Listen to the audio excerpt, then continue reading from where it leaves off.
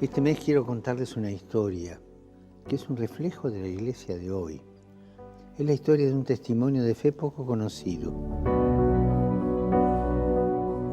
Visitando un campo de refugiados en Lesbos, un hombre me dijo: Padre, yo soy musulmán.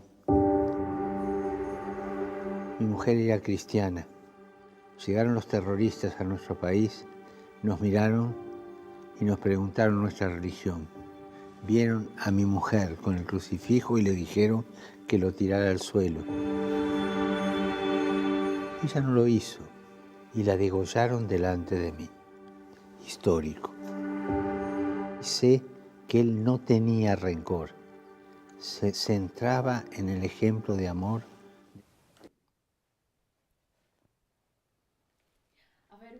Good afternoon, dear viewer. It is exactly 18 minutes past 3 p.m. East African time. Sending you warm greetings wherever you are as I come to you live from our headquarters in Karen.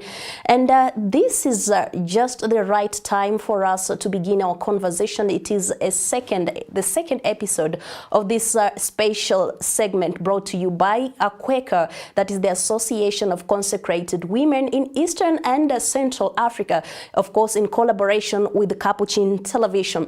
Today being the 5th day of the month of March, just about 2 days to the commemoration of the International Women's Day, a day set aside to recognize and honor the efforts and contributions of women in different spheres: political, social, economic, cultural, and even religious. The reason why we are here today to chart the path towards enhancing the participation of religious women in the Synod for Synodality. And with me in studio, I've got an indomitable team of course, the panelists who are going to walk us through this conversation, with myself, Sasha Elizabeth, as the moderator. Now it's time we get to know them briefly before we get into the in-depth of our discussion. I have Reverend Father Emmanuel Chimombo, and he's going to tell us where he comes from, his diocese, and of course what he is doing. He represents a regional body in Eastern Africa, so I wouldn't wish to preempt what he wants to say. So, Masana Bwino, Bambo Chimombo. Ziko Mukwambiri, thank you very much. Good afternoon, viewers. I'm Father Emmanuel Chimombo, originally from Malawi, in the Catholic Diocese of Zomba. Zomba is in the southern part of the country. Currently, I'm working at a Messiah Secretariat as the pastoral coordinator. Before coming to the Secretariat, I also held a similar office at the national office in the Episcopal Conference of Malawi. From there is when I came to the Secretariat, and I've been at the Secretariat here of Messiah for the past 8 years.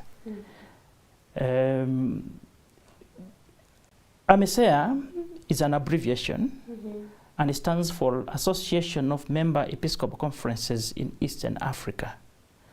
It is a composition of 9 countries, but when it comes to conferences, it is 8. And the countries that we have are Tanzania, Kenya, Uganda, Sudan and South Sudan, Ethiopia, Eritrea, Zambia, and Malawi. Then we have 2 affiliate countries, and these are Somalia and Djibouti. They are affiliate because for a conference to conform to a conference, it must have not less than 4 dioceses. So the rest of the countries do have a number of dioceses that come together and form a conference, whereas Somalia and Djibouti form 1 diocese. So they don't make up a conference. So they are members by affiliation. I'm here taking advantage of this to talk about synod on synodality, especially being a diocesan priest. It touches us quite a lot. Sure. And I want to see how best we can collaborate with the rest of the faithful, and more especially with the religious women, on how we can enhance this particular practice. Thank you very much, Father, and of course for creating time to come and speak to us about our conversation today. And we have Sister Adelaide Felicitas Ndilu, and just introduce yourself, Sister, your congregation, and what you do. I believe you are a familiar face to some of the people in the communication cycles, but for the sake of that person probably seeing you for the first time. Yeah, thank you very much. My name is Sister Adelaide Ndilu. I work for the Kenya Conference of Catholic Bishops. Mm-hmm. I work for the Kenya Conference of Catholic Bishops as the person in charge of communications, known as the National Executive Secretary for Communications, Commission for Communications. Mm-hmm. And I also manage a radio station. It's called Radio Mini, as the director, and I'm very happy to be here this afternoon to talk about religious women and how best we can articulate our issues through communications. Thank you. Great. Thank you very much, Sister, for coming. We are happy to host you here. And on my right-hand side, Sister, I can see you smiling. Yes, I've got Sister Mary Tabu Simiyu. Oriena yai. Olimulam. Engo barie. Walam. Thank you for making time for this conversation. Please introduce yourself to our viewer. Thank you so much. My namesake Simiyu. I am Sister Mary Tabu Simiyu from the Congregation of the Handmaids of the Holy Child Jesus. I'm serving at the Center for Research in Religious Life and Apostolate as the research coordinator. And I'm a doctor of physics, and here I'm sitting in also as a regional superior of my congregation, Kenya region. And we are handmaids of the Holy Child Jesus with the charism of all-embracing charity. Mm-hmm.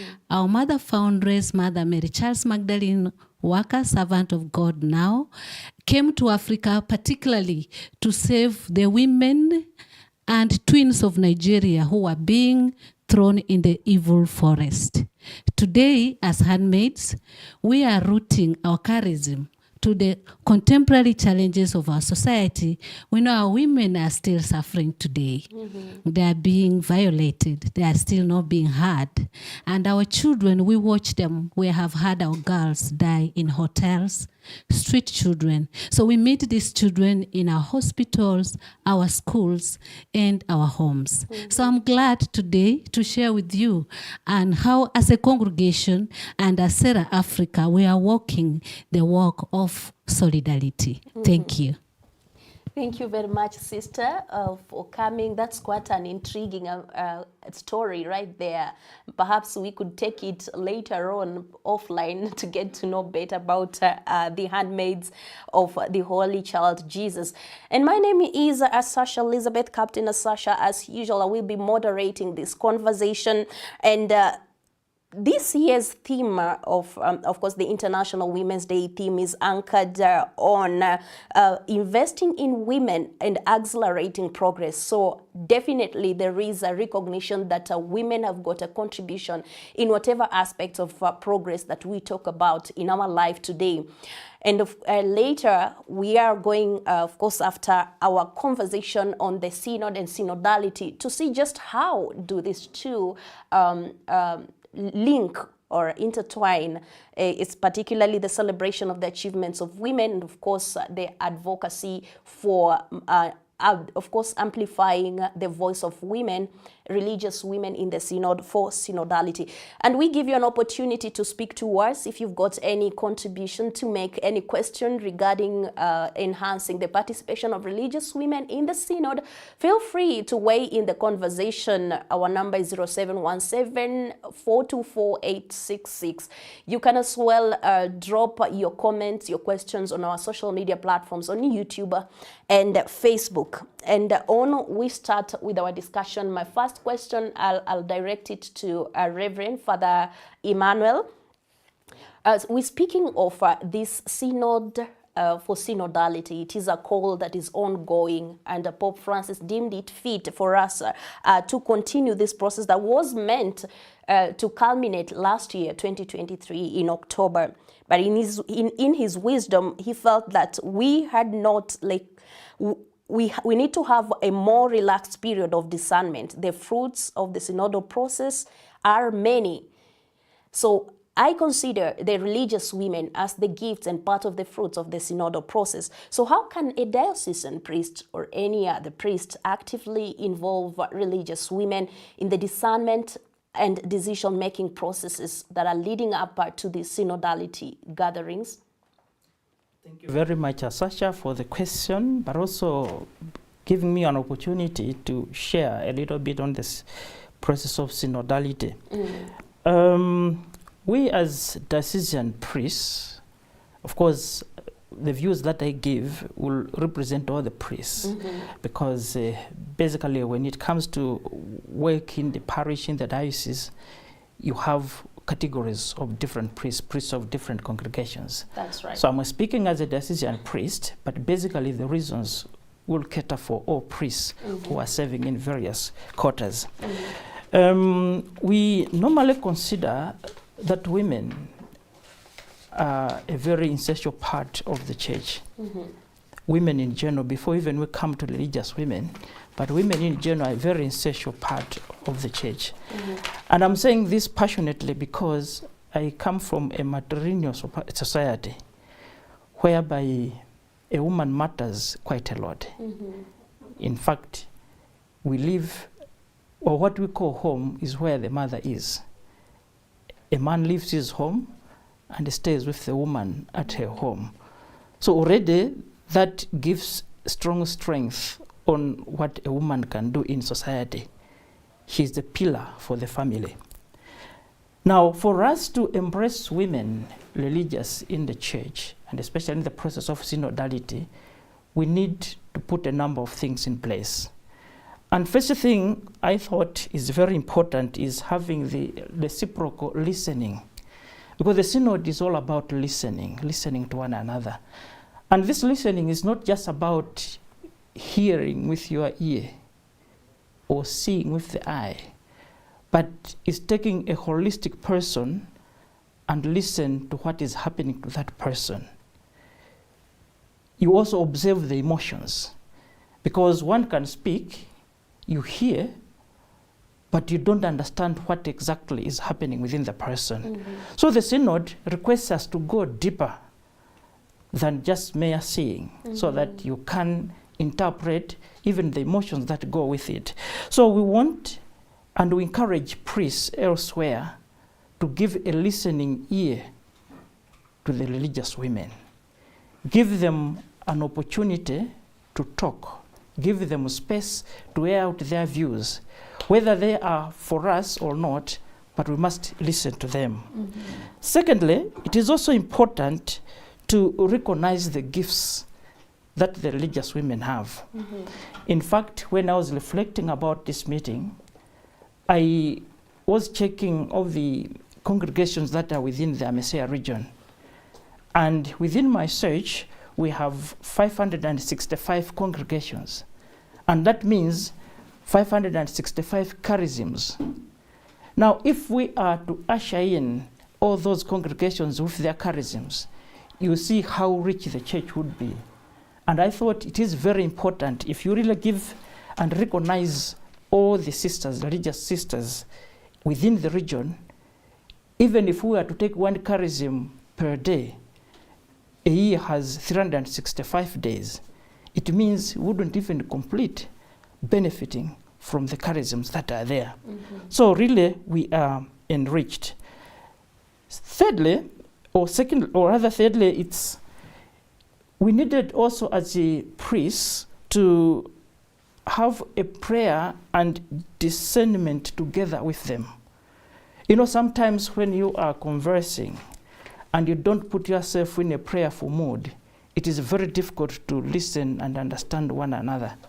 So we thought wherever we are, whether at parish level, whether at diocesan level, we must have an opportunity when we can come together, the priests and the religious, to pray and discern.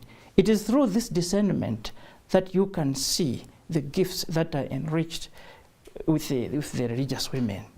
So I think this is an opportune time that the Synod is giving us, is according us, to think, reflect, and then move together as a church. And above all, there is the issue of the small Christian communities, which we cherish quite a lot within the Messiah region. It is a composition whereby members meet as a family in their vicinity, in their neighborhood. And if we take advantage of this and encourage everybody, including the religious women, to come, meet, and discuss, definitely the Synod on Synodality will be a success. Absolutely. Thank you very much, Father, for that perceptive contribution on this. And of course, this cuts across not just for the diocesan priests, and I believe even the congregational, the ones who belong to the congregation also have been working towards that mission since the launch of the Synod for the Synodality. And Father started off by mentioning providing a platform for the women to contribute and to give what they have as gifts towards this process. This question, I will direct it to Sister. Communication is quite key. We've heard of people who describe communicators as the gallant champions of all that is good for the society. They describe communication or communicators as the voice of the voiceless. At this time and era, of course, as we speak on enhancing the participation of women, we cannot really separate it from communication. Communication is central, and that's why we are even here at Capuchin TV discussing this. Now, what is your take about, as a communication expert, anchored in church communication, how do you purpose or take, how do you, what's your take about leveraging media platforms to ensure that voices of religious women are amplified to the level that they can be heard and respected, especially in the conversations regarding the Synod for Synodality? Thank you very much and for that question. And as you've rightly put it, communication is key. And as the Holy Father puts it, the church cannot do without communication. And when we talk about communication, there are various ways that we, first of all, the church can communicate. There are various ways that religious women can communicate, various ways that everybody can communicate. And allow me just to highlight a few of them. To articulate the importance of religious women, they can use social media, dedicated social media, and this is very important. We could have created social media platforms, but how active are they? It's important to have dedicated, active social media, posting about issues pertaining to religious women, telling their stories there.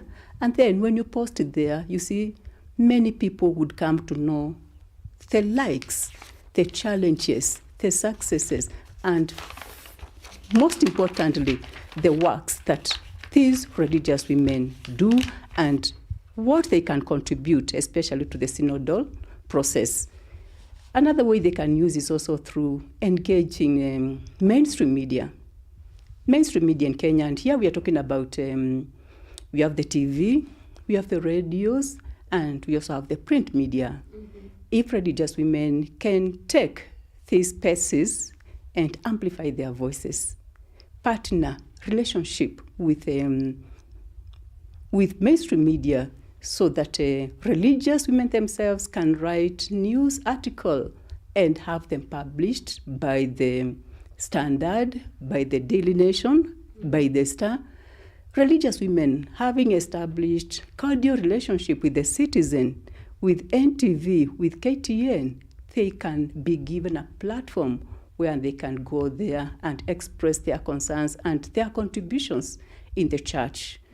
Also, religious women themselves can also start podcasts, and blogs, where they send their reflections there. What are we reflecting about? What are our reflections about the synod? What are we to say? And when we post there, many people come to see, and it is amplified, and they are able to come to write back, and you're able to know what are the views of religious women, of people about religious women. Yes, and last but not least, also this was we call the hashtag. I remember during the last general election, for the first time in Kenya, we heard the Kenyan people say that for the first time, the voices of the bishops have been heard. What did we do? As communicators, we were able, through the able hand of Archbishop Muheria, he formed a group which he called hashtag, and he included citizen staff. We had people like Gashuri, we had people like Willie Joroge, we had people like Bullseye, Emmanuel Juguna, and so on and so forth. And these people gave us a platform. Bishops having given a statement, we could take it as communicators from the dioceses, catchy points, and we trade hashtags. And I tell you, it worked wonders. And for the fact that there was success in the general elections, the church contributed a lot, and we as religious women, we can also do that, so that our voices can be amplified, and people can know more about what we can do as religious. Yeah, so how far have you tapped or made use of these available platforms? Because the synod process started of course way back, but in October 2021, that was a special call from his your activities. And where do you wish to assert or redirect the efforts to? Thank you very much. The Catholic Church in Kenya has 20 Catholic radio stations. And I remember we conducted trainings, virtual trainings, to train them on what is synod and what is their participation. And having done that training, they were able to invite experts in their different radio stations, where people were now enlightened about synod and synodality and their participation. And so, as we did that, we also told them that, and we do it even at the radio station, whereby nowadays you cannot do without social media. What we are talking on the radio, on air, must be accompanied through social media, and you find that we post on YouTube, we post through Facebook, and so on and so forth. And nowadays you're even talking about TikTok. Yes, they are now posting on TikTok what they are doing, and the religious women can also borrow this and what we are doing. Our participation, inclusion in the synodal process can be captured in these media platforms, and our voices can be amplified and can reach far. Thank you very much, sister. And of course, when TikTok had just started, there are those who were so pessimistic about it. But again, we have a very large number of young people who really need to benefit and get to understand the contribution of religious women, and of course other women in the society. So this would be the target audience. And of course, you've got to go to your target audience instead of just structuring the message to shelve it. That's great. Thank you, Sister Ndilu. Now we go to Sister Simiyu right here. She is a regional superior, and we understand that superiors really play a crucial role in formation, especially of these young missionaries, young women who are really contributing in different spheres of life. Now, as a regional superior, what initiatives have you implemented to empower women to actively engage in this synodal process and decision-making, not just within your congregation and even beyond? Thank you, Simiyu. Just to start from where Sister Adelaide stopped, inclusion. We are a region, so we are not quite independent. We really depend on the mother house and the generalate. So what has really built us is the structure of the congregation itself on inclusion. We are a missionary congregation. When I speak now, you won't even understand that I'm a Bukusu. And the accent is not there. You only bring it in when you are conversing. Yes, sometimes people say, are you a Ugandan, or you are speaking like a Nigerian? No, it is simply because of our inclusion nature as a congregation. And there is no community of ours that we find ourselves just Kenyans or Nigerians alone. We are founded in Nigeria, and we are in Africa, in US, and in Europe. And in all these our communities, there is inclusion aspect. And that's why I'm a young superior. Sure. So the chapter is quite sensitive when it comes in the choices of leadership, and even to the choices of missioning sisters. Where are the sisters? So that really helps us as a region. And education has been key for us, education and training. As an African founded congregation, we really have not made it much in education, but through the Association of Sisterhood and Akweka itself, we are able to capture the opportunities that are around in Africa, like ASEC. You were having ASEC last week. Yes. So we have really benefited. As we talk now, there is a call for ASEC, for sisters to enroll for education. And that's why I can proudly introduce myself as a doctor of physics. I don't think the congregation will have been able to educate me on wholeheartedly. So scholarships around, like particularly I used the International Science Program for my master's and my PhD. And that is, the congregation is open enough to send me to public university. And I tell you, I found God there. And I really want to thank particularly my professors at the Department of Physics who made me who I am today. And I'm able to talk on any topic, and because they exposed me internationally and locally. Also on promoting open dialogue. Handmaids were known for talking, and even before we started talking, I was already engaging further. And he said, and he got worried. He said we shouldn't bring that on air. I'm not bringing it. I'm not bringing it. And that open and the structure that our congregation has given us has really helped us, and that also helped me personally to be able to interact when my superiors were mentoring me, and they could send me to Association of Sisterhood of Kenya, Akweka program. I participated in this Sisters Value Blended program, and I really grew. And I was able to think business-wise, to put my science into patents and all that. They are really the ones who grew my thinking about things. So these collaborations we make, this mentorship and spiritual formation. I don't think the pressure I get from my colleagues who studied physics, if I was not spiritually formed, I don't think I would be here. You wouldn't be here. Because you watch them, they have gone to US, they are making a lot of money, and you're like, oh my God, why am I still here? But I'm able to do that and really find fulfillment myself in my religious life as a person and be happy. And today I'm talking about ecclesial matters, not just science. Of course, science equipped me to really know God better and understand Him.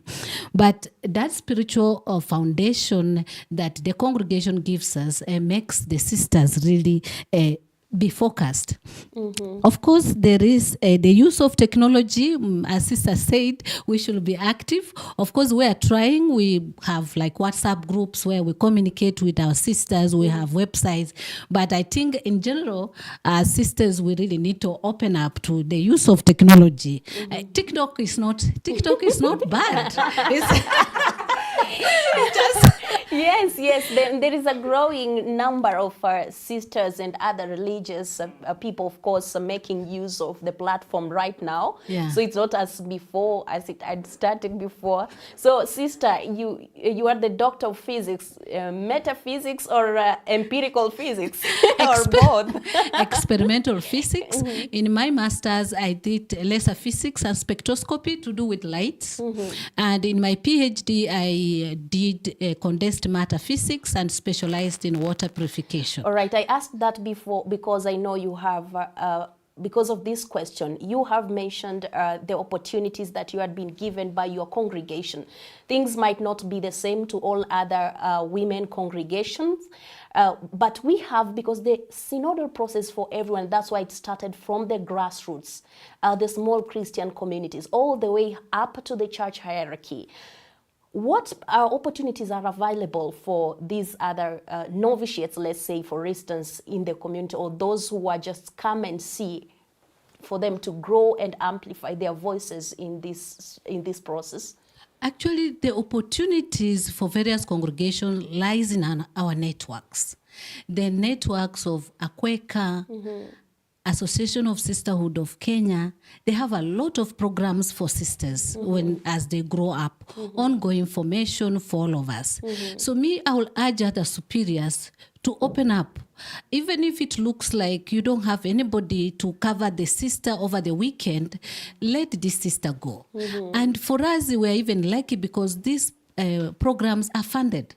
Sometimes it's just time for you to create. They give us fare, they give for accommodation. So why deny the sisters the opportunity? So I call upon the congregations, the superiors, to encourage the sisters. And our sisters, we are in the listening. Synodality calls that we listen. It's not only superiors who should listen.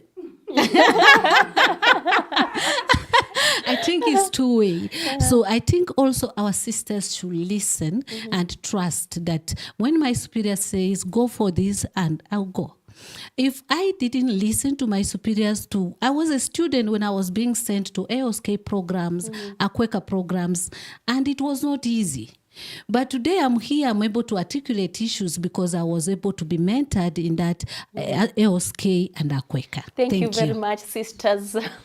Of course, the last week, Father Anthony Makunde stated it quite clearly about working together in this call of journey of faith and discernment, that regardless of your age, of your position, in whatever capacity you hold, you need to listen, even to the youngest of that particular community. My director says it's time to take a breather, but we'll be right back with more on this conversation. So keep your concerns, your comments coming. Tell us where you're watching us from.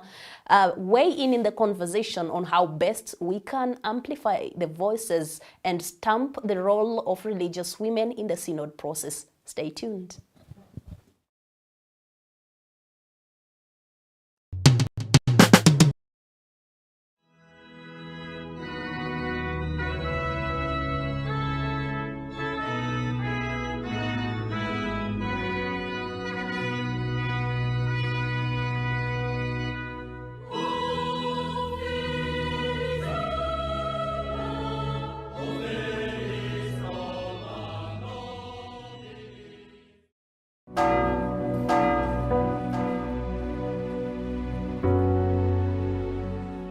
Este mes quiero contarles una historia que es un reflejo de la iglesia de hoy. Es la historia de un testimonio de fe poco conocido. Visitando un campo de refugiados en Lesbos, un hombre me dijo: Padre, yo soy musulmán. Mi mujer era cristiana. Llegaron los terroristas a nuestro país, nos miraron y nos preguntaron nuestra religión. Vieron a mi mujer con el crucifijo y le dijeron que lo tirara al suelo. Ella no lo hizo y la degollaron delante de mí. Histórico. Sé que él no tenía rencor. Se centraba en el ejemplo de amor de su mujer. Un amor a Cristo que la llevó a aceptar y ser leal hasta la muerte. Hermanos, hermanas, siempre habrá mártires entre nosotros. Es la señal de que vamos por el camino correcto. Una persona que sabe me decía que hay más mártires hoy que al inicio del cristianismo. El coraje de los mártires, el testimonio de los mártires es una bendición para todos. Oremos para que quienes en diversas partes del mundo arriesgan su vida por el Evangelio contagien a la Iglesia su valentía, su impulso misionero.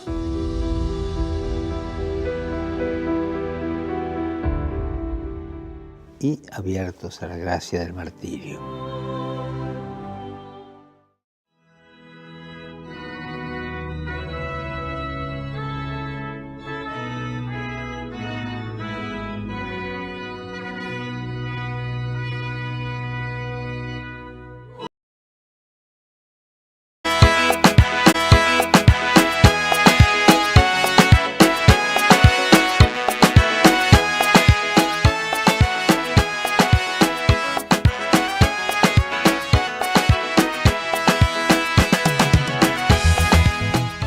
Capuchin TV, in partnership with the Association of Consecrated Women in Eastern and Central Africa, AQUECA, brings you a simmering discourse on strategies to increase the participation of religious women in the Synod on Synodality.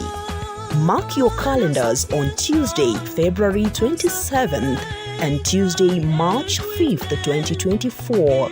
Captain Asasha will engage AMESEA Secretary General Reverend Father Anthony Makunde, AQUECA Regional Coordinator Sister Celestine Nasiali, and ASEC Regional Director Sister Lina Wanjiko in this thought-provoking conversation. Watch this ponderous conversation live on Capuchin Television and its corresponding digital platforms starting 3 p.m. East African Time. Do not miss out.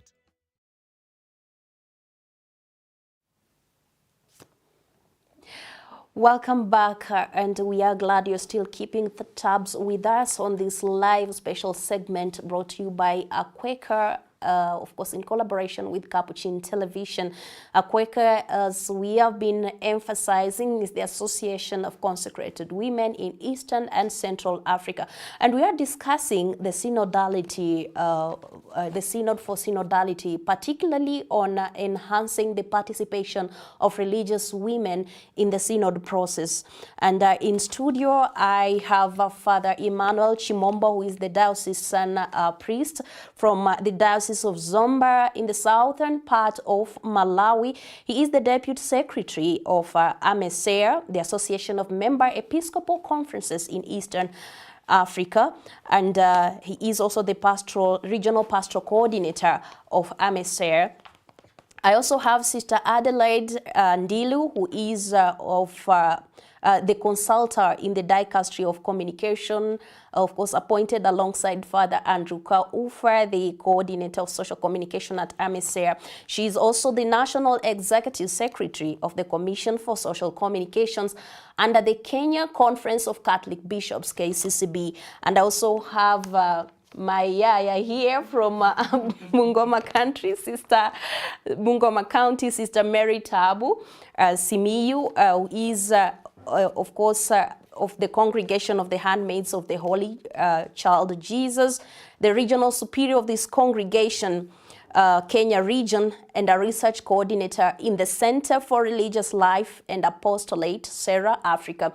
And before we proceed with our second session of this discourse, there is just some feedback that I wish to share with you. We have Job Wafula, who says he's following from Kamukuywa.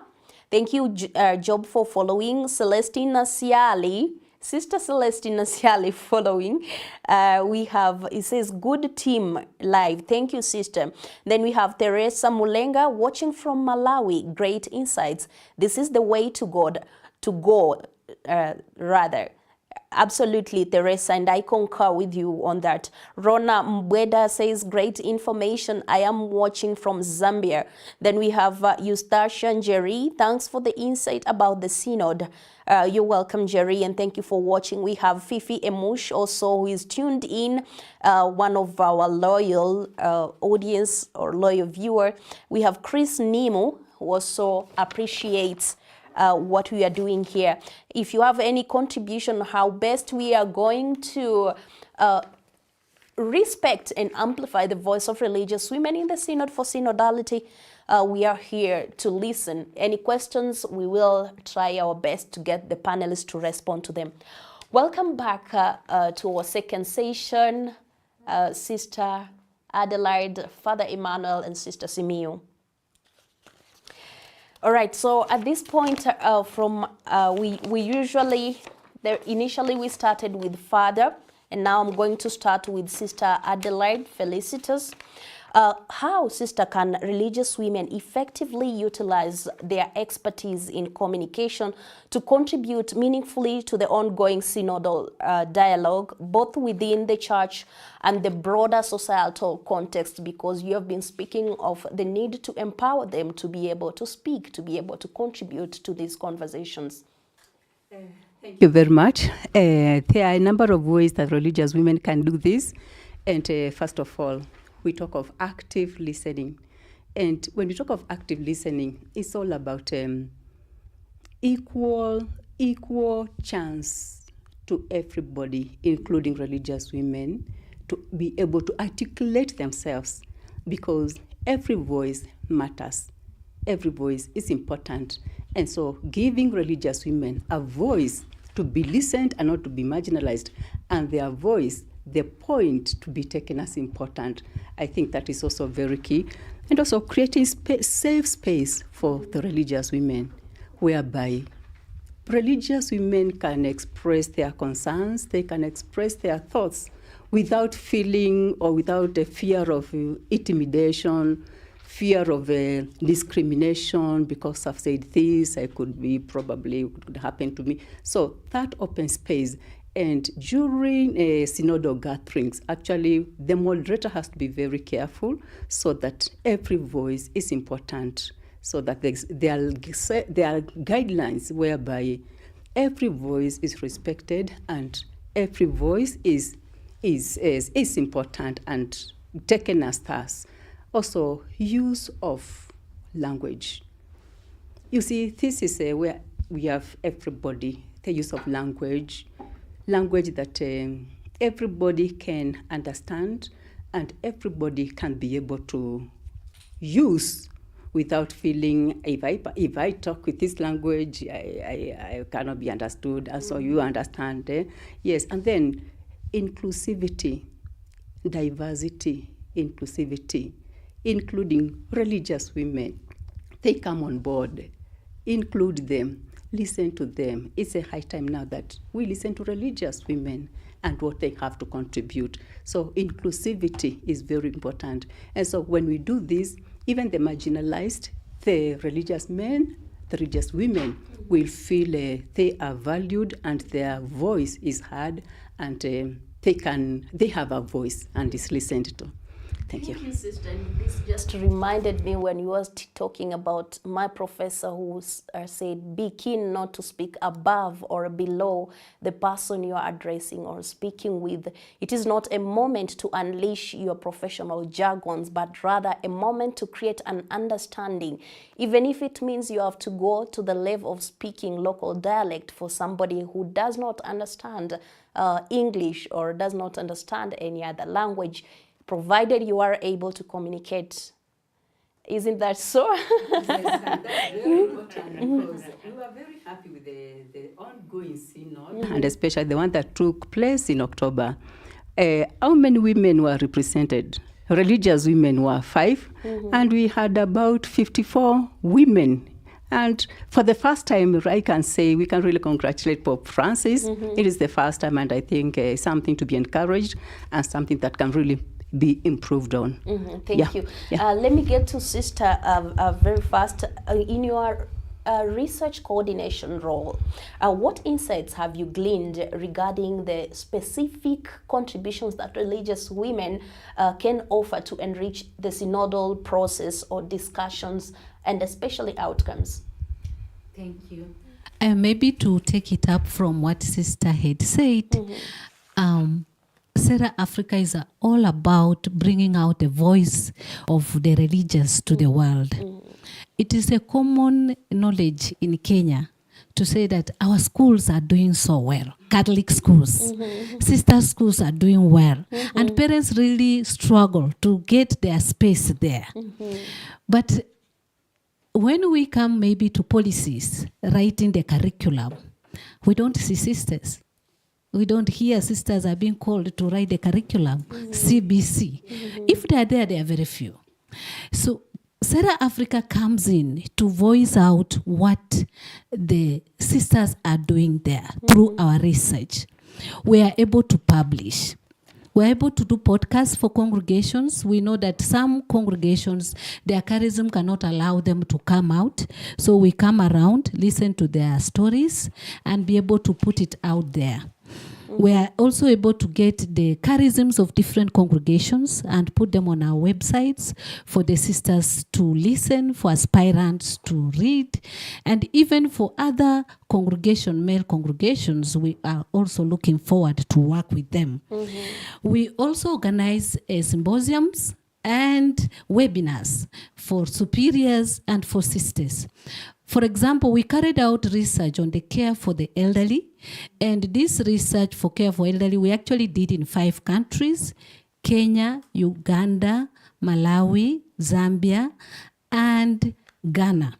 And in this research, we found out that our elderly sisters, after they have worked, sometimes we are not able to support them well.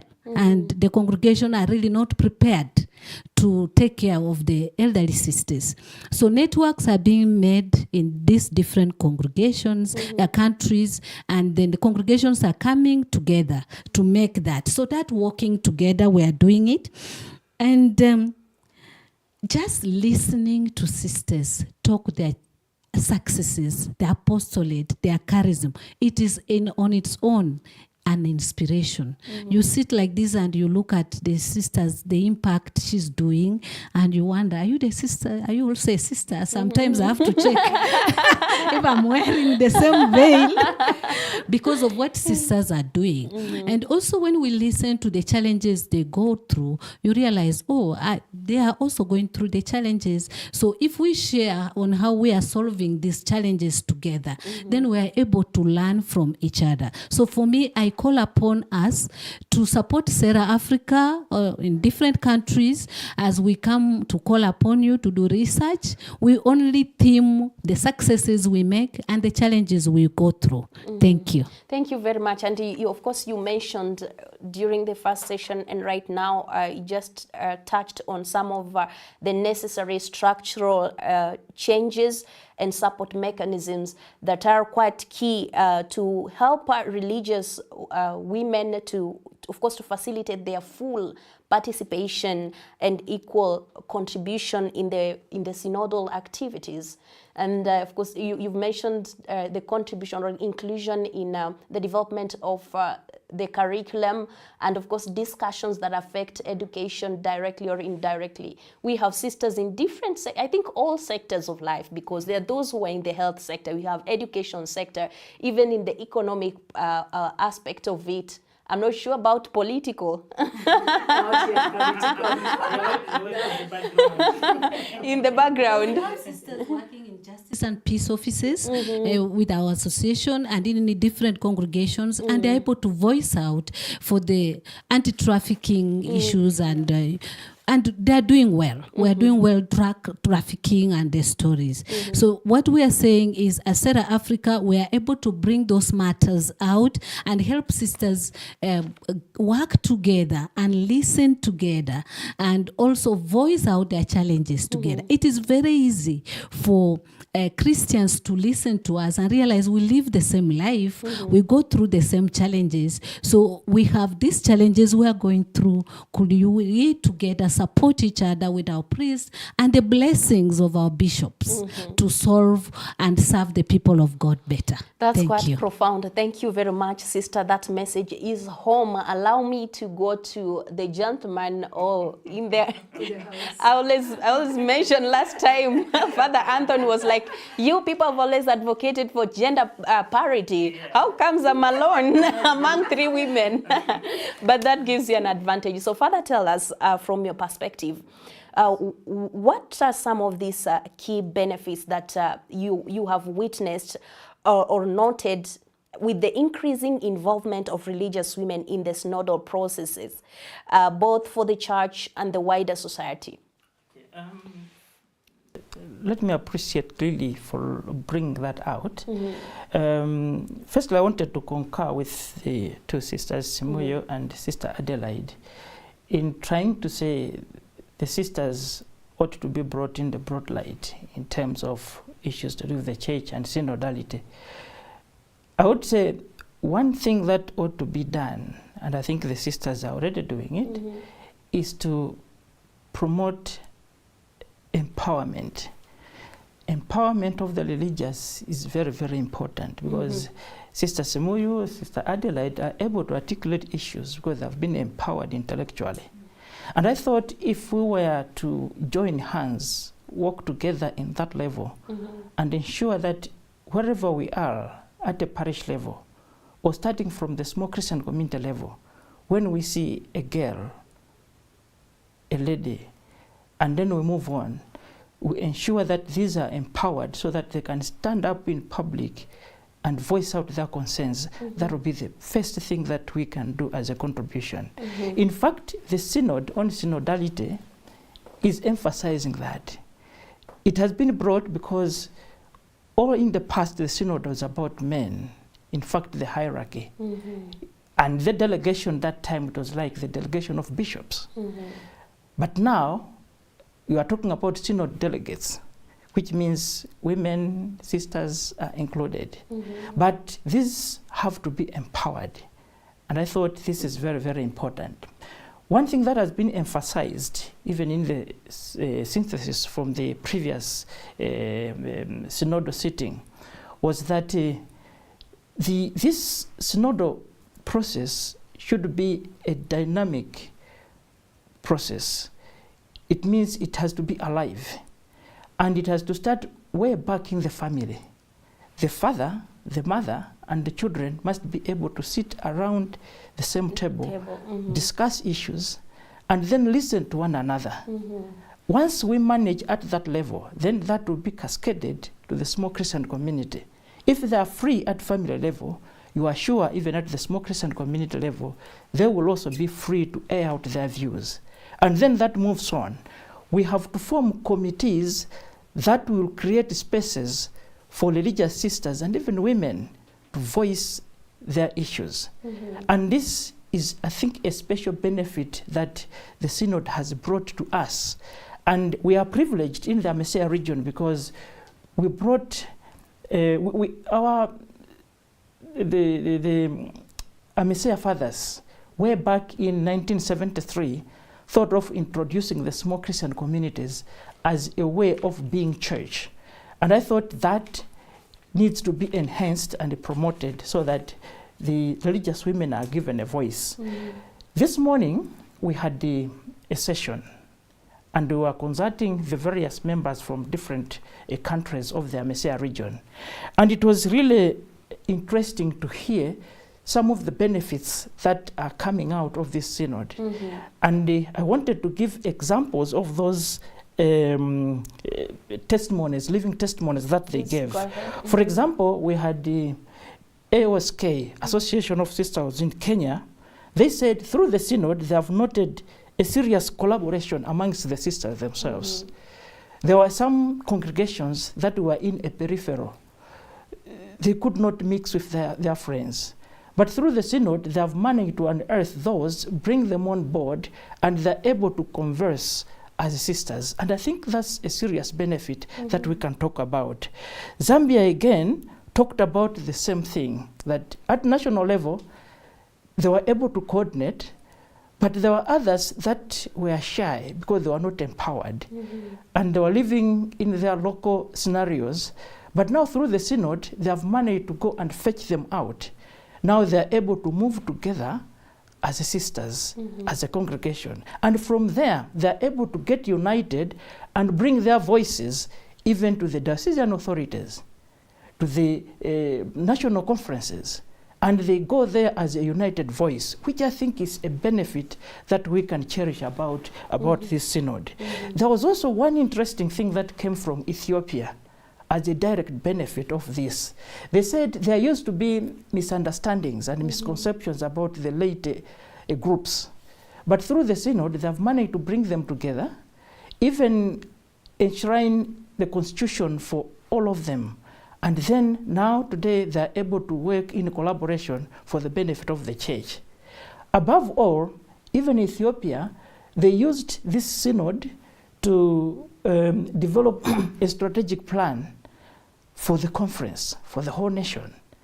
And I think as we were working together, moving together, they took everybody on board to ensure that the sisters, the laity, the women, the youth, and men, everybody are part and parcel of this synodal process, part of the strategic plan. So I think these are serious benefits that we can talk about, celebrate about as direct benefits from this synod. Quite important. Thank you very much, Father, for your twofold response to that question. Of course, addressing some of the initiatives that you at your level, the initiatives that can bring on board women and encourage them to participate in the synodal process, not just in the Eastern Africa, of course, beyond the Eastern African region. And of course, the part of the benefits, the key benefits of doing this, of course, including women in this conversation, just to give them a platform to contribute and to stamp their role. And at this point, I have a question that I wish to direct to all the panelists. Very briefly, I'll give them, each one of them, a minute probably to just tell us what practical steps can be adopted, can we adopt in our different capacities to address existing barriers or challenges that hinder the full participation of religious women in the synodal activities. Just how do we overcome these obstacles effectively and swiftly to allow women to step up and contribute, give their best potential? And I will start with Sister Adelaide, because as a sister, I believe there are some constraints you might have noted.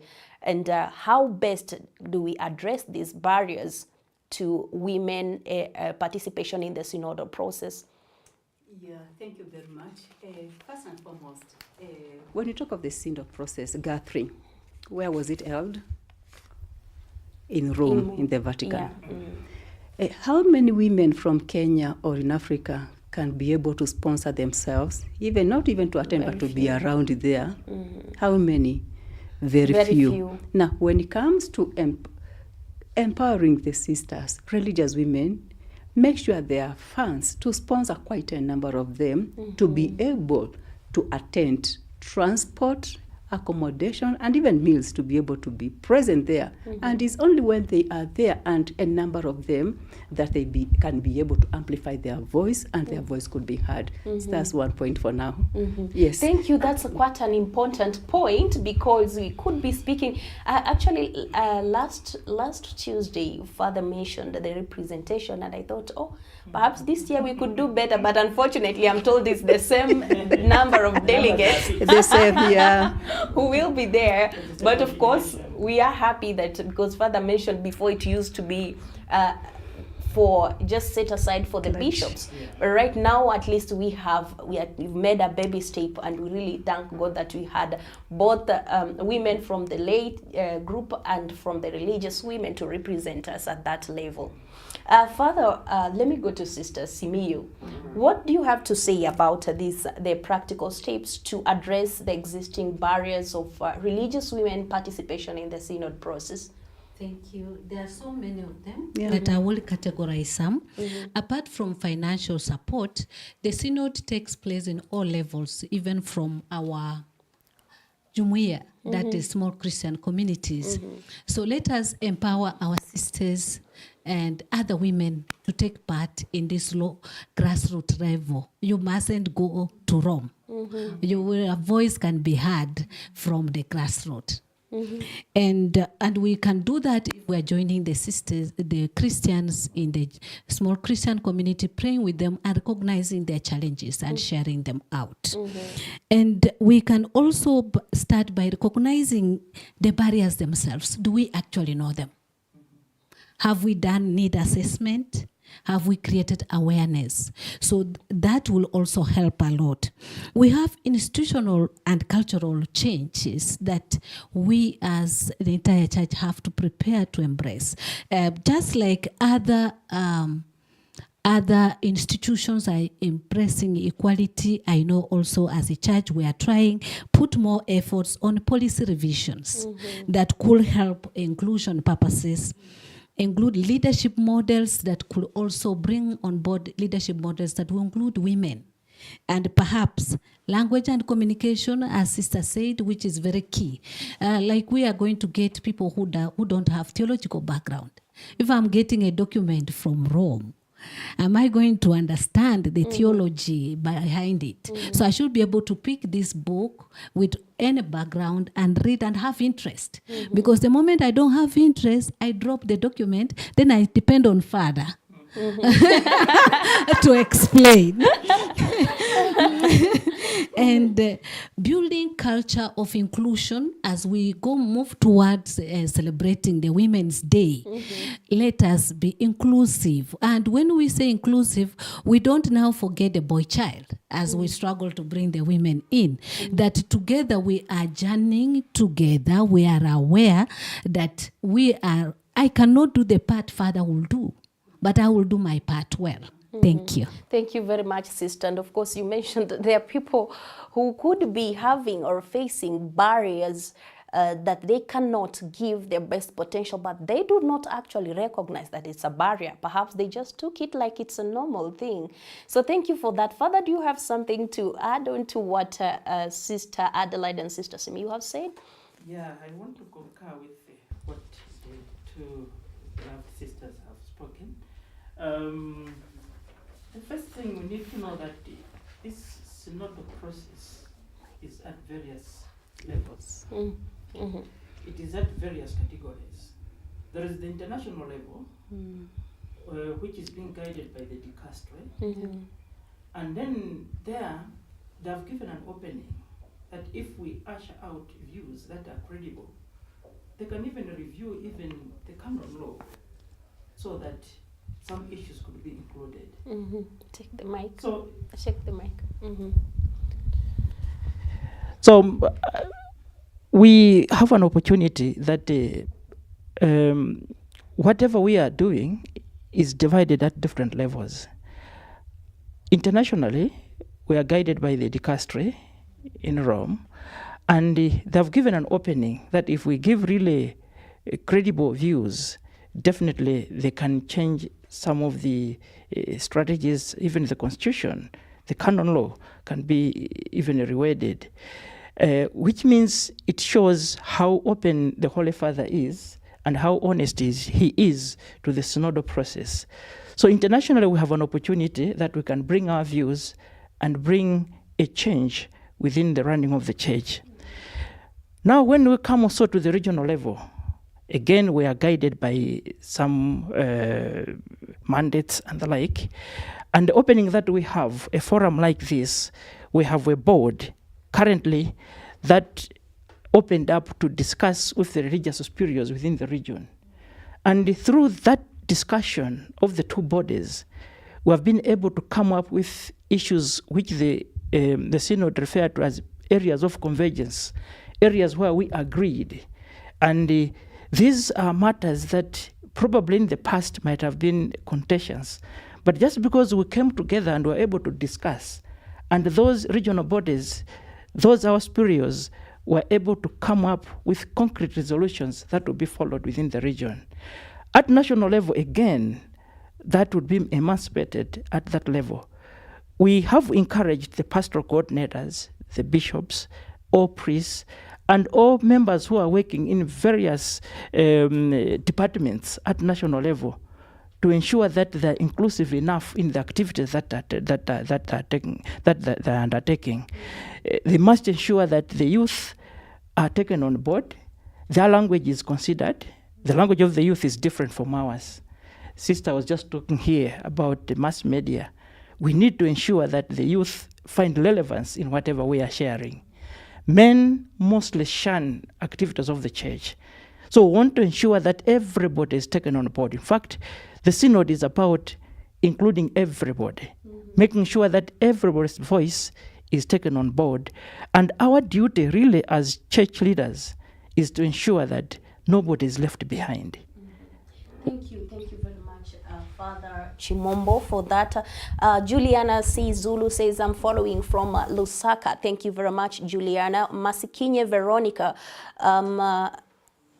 LCBL, watching from Zimbabwe. What does LCBL stand for? Okay, Clara Mangwengwe, following from what is this? Akweka, I don't know if it's Akweka Secretariat. Following from Akweka. Okay, great insights. Thank you, Sister Clara Mangwengwe. Oh, okay, I understand. Thank you very much, Sister Clara, a friend of mine right there from Akweka. Now we have Immaculate Nakapoko, following from Malawi. Thank you very much for, of course, following and sending you feedback. We really feel motivated that you're working with us, even as we discuss that we've got an audience that is listening, not just to keep that message, but to spread it to other people.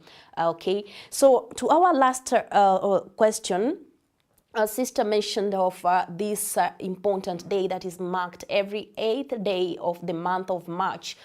We celebrate the International Women's Day, just to understand, recognize, and honor the efforts of women in different spheres of life worldwide. And at this point, I wish to give our guests or panelists a few, let me say a few seconds each, or a minute each. Second might be, yeah, just to let us know what does this mean, because it is themed Invest in Women, Accelerate Progress, and we are here talking about enhancing the participation of religious women in the synod process. And of course, when we talk of women, we talk of the community itself. Somebody at some time said, when you educate a woman, you educate the entire community. So what does this mean, particularly in this theme that is anchored on investing on women to accelerate progress? We'll start with Sister Adelaide. Okay, thank you very much. Allow me to give an example. And I really want to congratulate AOSK and Akweka, and through the program ISEC. To tell the truth, we've really been empowered, and we are here, just as Sister put it, because we've been empowered. They've conducted trainings, workshops, and call them, and they don't get tired. And because of them, it says, invest in women. Here I'm saying invest in religious women and see the steps. The steps that used to be small, they are now becoming bigger. Where am I? Yes, I'm saying this because when I was given to manage Radio Omini, I didn't have managerial skills. I attended the administration course with the LSK, and I tell you from there, it was a U-turn for me. Thank you very much, ISEC. Thank you very much, Akweka. I'm very, very grateful through ISEC program. Thank you. Yeah. That's quite important to note. Thank you. Now, Father, no. Let's listen to Sister Simi. I can see Sister Simi is really waiting. You have 1 minute, Sister, 1 minute to comment on the International Women's Day. What does it mean to you as a religious woman and to other women? And what special activities, or how special do you intend to mark this day? Okay. For me, this day matches our charisms, especially for us sisters. Our charisms were anchored on the basis that we are women. And we are going to grow as congregations, as individual sisters, if we operate within our charisms, despite the challenges in the contemporary society. There is no challenge in the contemporary society that our charisms cannot address. And we are going to grow as women together, solving the problems of women when we operate within those charisms. So I ask my sisters out there who are serving women to realize that we are doing a very important thing. And as the day approaches on 8th, together let us celebrate for being women. It's not easy to wake up in the morning and find yourself, you don't feel like talking. And you don't know why. The mood swings, Zion.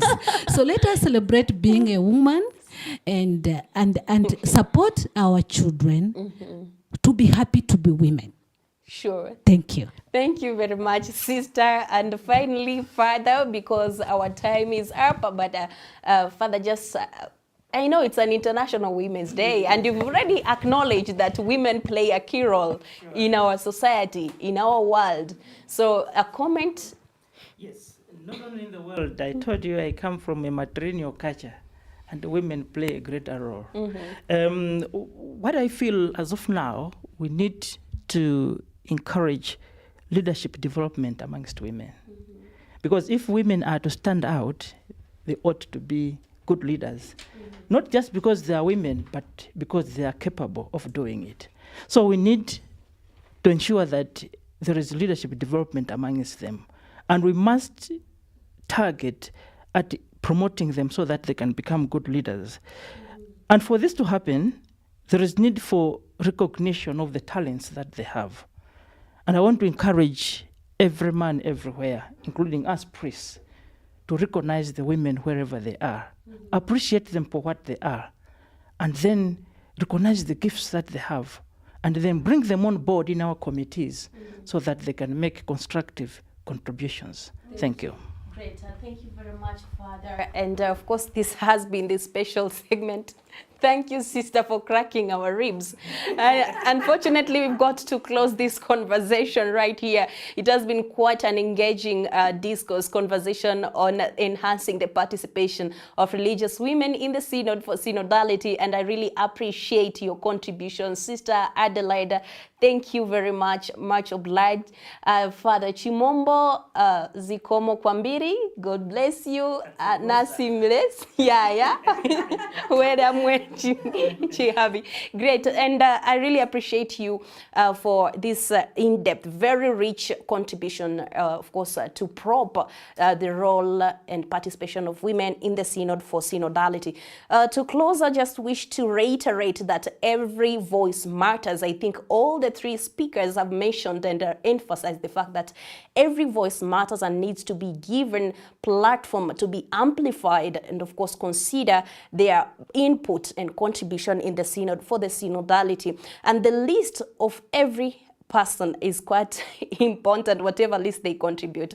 So allow me on behalf of Capuchin Television to be the first one to wish you a happy and fulfilling International Women's Day on the 8th of March this year, 2024. Wherever you are, strive to ensure that you invest in a woman, religious or otherwise, just to ensure we make strides to accelerate progress.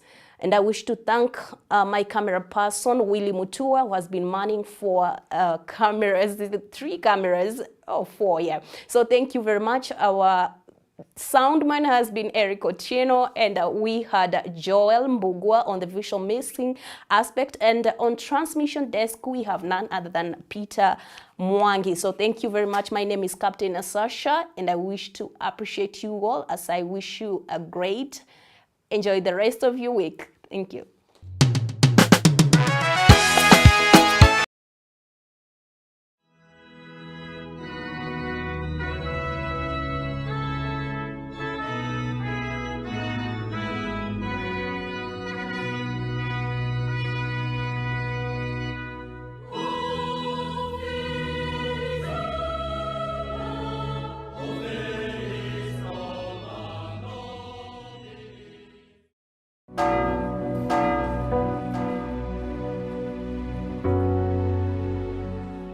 Este mes quiero contarles una historia que es un reflejo de la iglesia de hoy.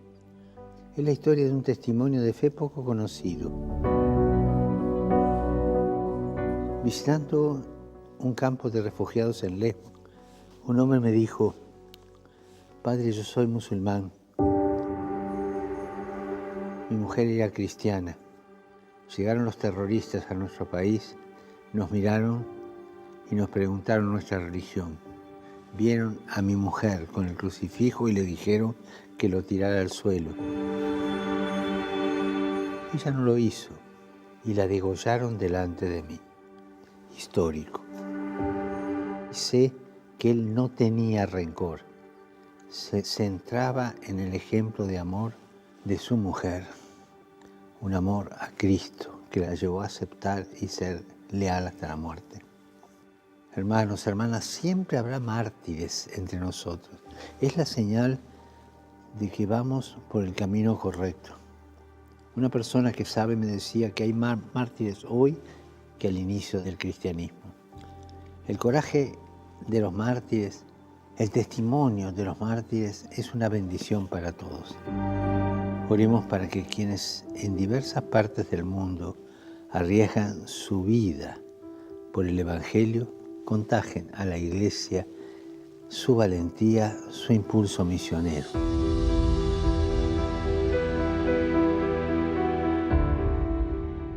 Y abiertos a la gracia del martirio.